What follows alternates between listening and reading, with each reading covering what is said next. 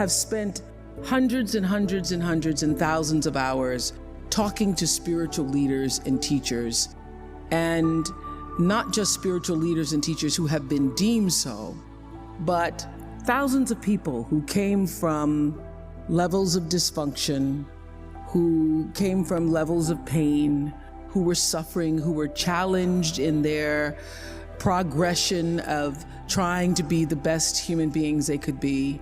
And they allowed themselves the opportunity to come on our show, the Oprah Winfrey Show, and share their stories.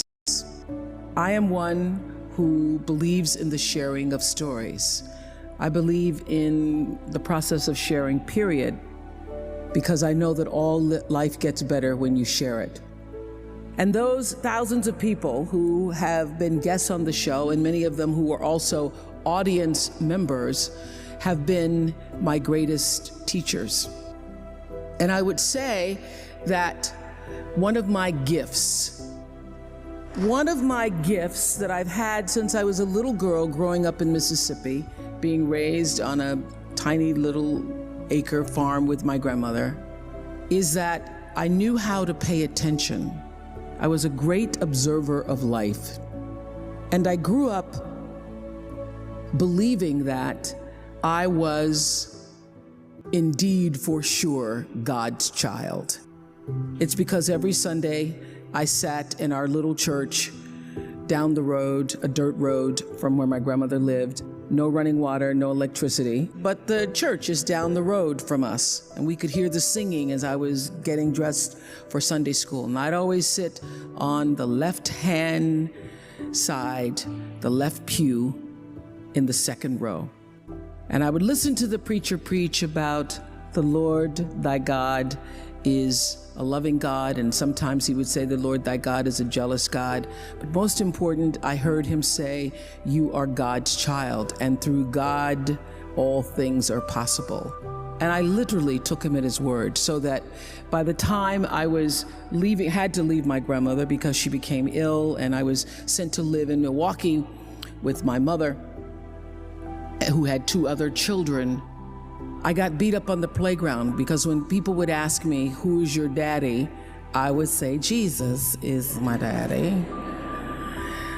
Sometimes he's my brother. And God is my father. But what I now know and have learned, that my view of God, although I call that God in a box and all that, although that has, my vision of God has expanded to be inclusive of all things, all. God is all, God is law, God is all, in all things. Not just the guy standing up sitting up with the beard. And now that that view of God has expanded, I still understand how important it was for a little colored girl. We weren't even black yet, not to mention African American. You know what I mean, Harry? A little colored girl in Mississippi for whom there was no vision of hope or possibility. My grandmother's greatest desire for me, as she had been a maid and her mother before her had been a maid, her greatest desire was that I would grow up one day and be able to do the same. And she wished for me that I would be able to, she used to say, I hope you get some good white folks when you grow up. I hope you get good white folks who treat you good. So my grandmother would have no idea of the life that I now lead with good white folks who are working for me. She just wouldn't get it. She wouldn't get it. She wouldn't get it, but somehow I think she must know. And she's up around in the spirit realm saying, Lord have mercy, I didn't see it. But I now know that having that belief system, that something greater than me was in charge of my destiny, of my fate, that it wasn't just me alone having to survive for myself, is the thing, is the value, is the rock that has sustained me. So my vision, my perception, my understanding of what it means to be a universal citizen has grown. as I came to understand Acts 17:28, my favorite Bible verse that says, "In God I move and breathe and have my being." So my every attempt in life has been, since I was a little girl, to be in that space that I call God, to literally live in the breath that is God, to live in the breath and allow the breath to breathe me as God. And that is the reason I see I have been able to manage fame, handle the success, grow in grace, grow in the wisdom and glory that is offered by that space that I know to be God.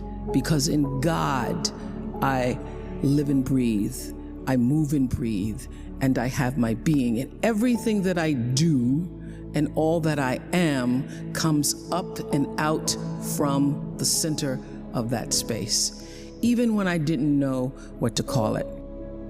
So I have paid attention to my life because I understand that my life, just like your life, is always speaking to you, where you are, in the language, with the people, with the circumstances and experiences that you can understand and interpret if you are willing to see that always life, God, is speaking to you. Now, it took me a while to actually really get this and to understand it, but once I did, I started paying attention to everything. And one of the reasons why I can now accept the fact that I can offer my gatherings of information and wisdom and call myself a spiritual teacher is that every single person who ever came on my show, and I hear there's like 37,000 guests I've talked to, a lot of them came from dysfunction and a lot of them wouldn't appear to be teachers, but every one of them had something to say that was meaningful and valuable and that I could use to grow myself into the best of myself, which is what all of our jobs are. Your number one job is to become more of yourself and to grow yourself into the best of yourself. One of my greatest teachers was a man named John Diaz. We were doing a show called Would You Survive? And on Tuesday, October 31st in 2000, Singapore Airlines Flight 006, a Boeing 747 from Taipei to Los Angeles, took off with 179 souls aboard. 4 crew and 79 passengers perished in that flight, a total of 83 fatalities. There was a typhoon rolling through at the time, and the plane went down the wrong runway. Now, what's interesting, John Diaz was on that plane, and he had several indications, which I'll talk about later, whispers, that he shouldn't have gotten on the plane, but he did anyway. He got on the plane, and he managed to be one of the survivors.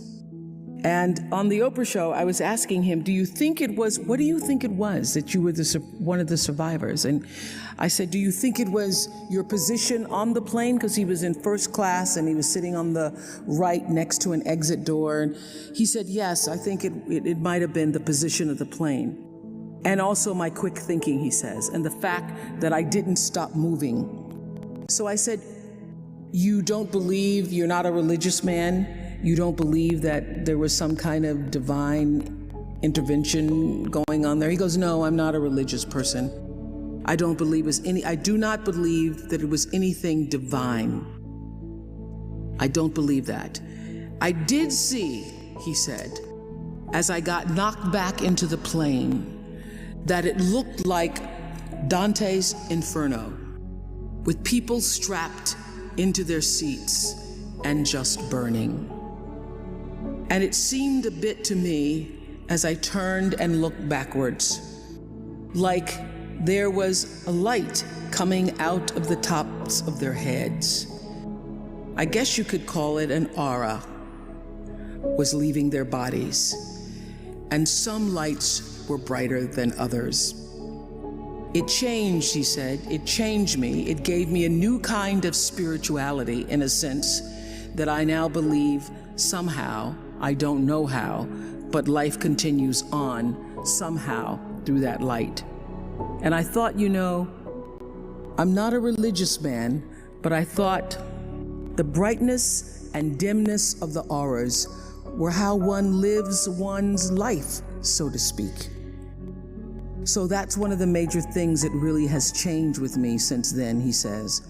I want to live my life so my aura, when it leaves, is one of the brightest ones.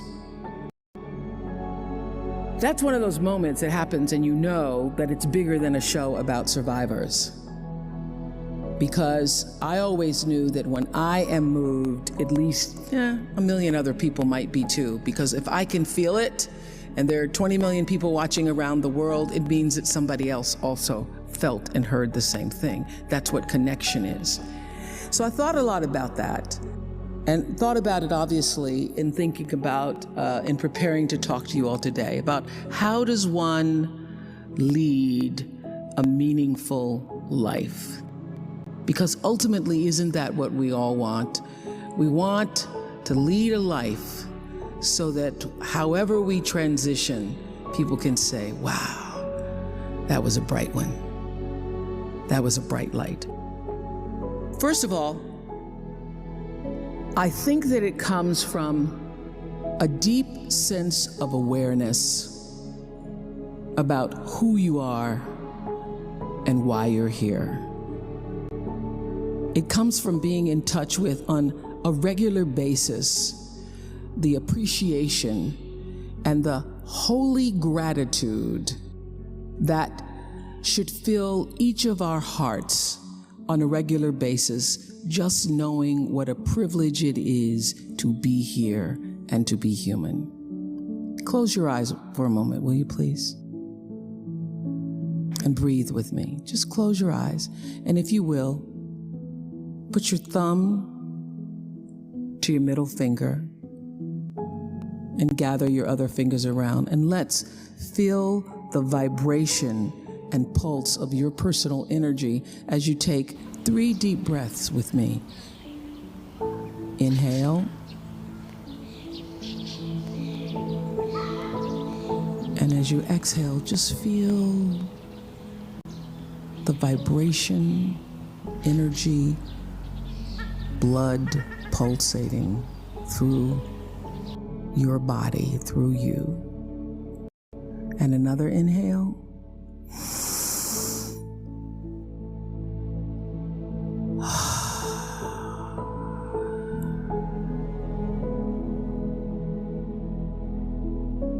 And another inhale.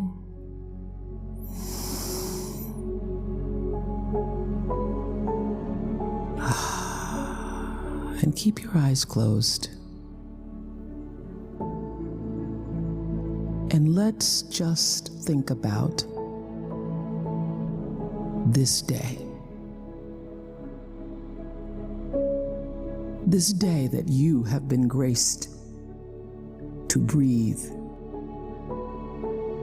in and out thousands of times. This day where many of those breaths were taken for granted. You just expected the next one to come. But the truth is, there's no guarantee that the next one comes. This day, how you started your day, what your thoughts were this morning, how you've carried yourself through this day, how you've been allowed to have encounters and experiences, some challenging, some more life-enhancing, that pushed you forward another day of being here on the planet Earth as a human being. Let's just think about that. After all you've been through, in this day alone, and the many days and years past, how you got here to this prestigious, esteemed university, the choices you made that have brought you to this day.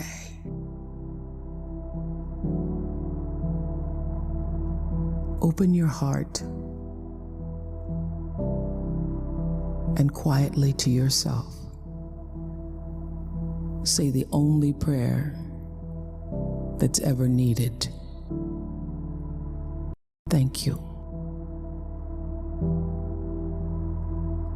Thank you. Thank you. You're still here. And you get another chance this day to do better and be better. Another chance to become more of who you were created and what you were created to fulfill. Thank you. Amen. Open your eyes. That's how it starts. That is the foundation for meaning and purpose in your life, is to bring yourself back to your breath.